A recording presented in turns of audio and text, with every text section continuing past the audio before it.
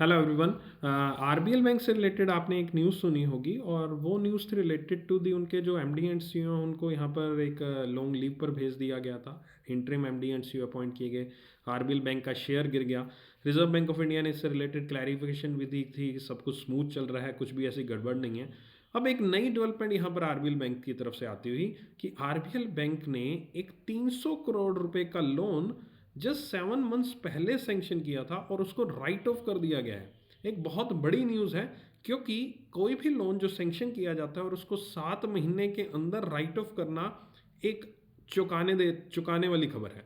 ठीक है। अब यहाँ पर बहुत सारे आप में से स्टूडेंट होंगे जिनको ये राइट ऑफ का मतलब नहीं पता होगा, उनके लिए ये वीडियो है, ध्यान से सुनना। जब भी एक लोन सेंक्शन किया जाता है उसके बाद जो वो लोन है वो यहाँ पर एनपीए, नॉन परफॉर्मिंग एसेट बनता है। कब? जब वो जिसने लोन लिया हुआ है वो बैंक का पैसा नहीं चुकाता है या फिर पैसा रीपे नहीं करता है।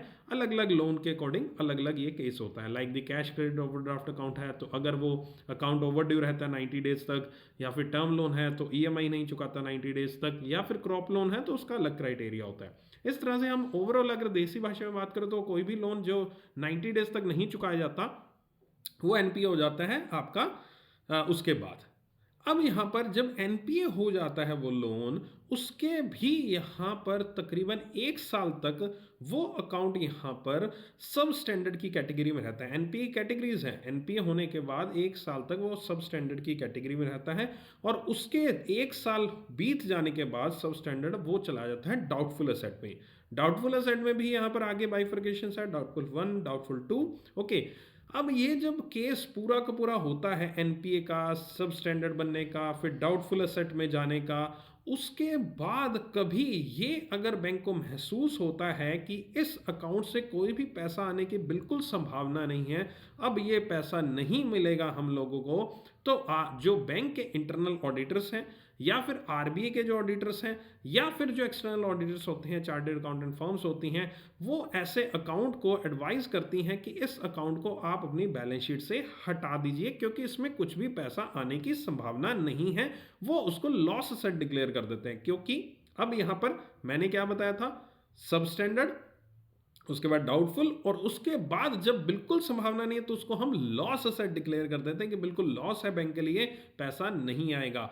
अब जब ऐसा लॉस असेट डिक्लेयर कर दिया जाता है तो बैंक ये सोचता है कि जब आगे अकाउंट एनपीए हुआ था तो उसके अगेंस्ट जब हमने प्रोविजनिंग की थी उस प्रोविजनिंग को अब यूज किया जाए और उस प्रोविजनिंग से हम क्या करेंगे, हम इस लोन अकाउंट को राइट ऑफ कर देंगे। राइट ऑफ मतलब आपने उस लोन अकाउंट को अपनी बैलेंस शीट, बैंक की बैलेंस शीट से हटा देना, आपने उसको निकाल देना कि ये लोन हमारे बैलेंस शीट में अब एग्जिस्ट नहीं करता क्योंकि इसको हमने पूर्णतः राइट ऑफ कर दिया है जो प्रोविजनिंग हमने की थी उससे।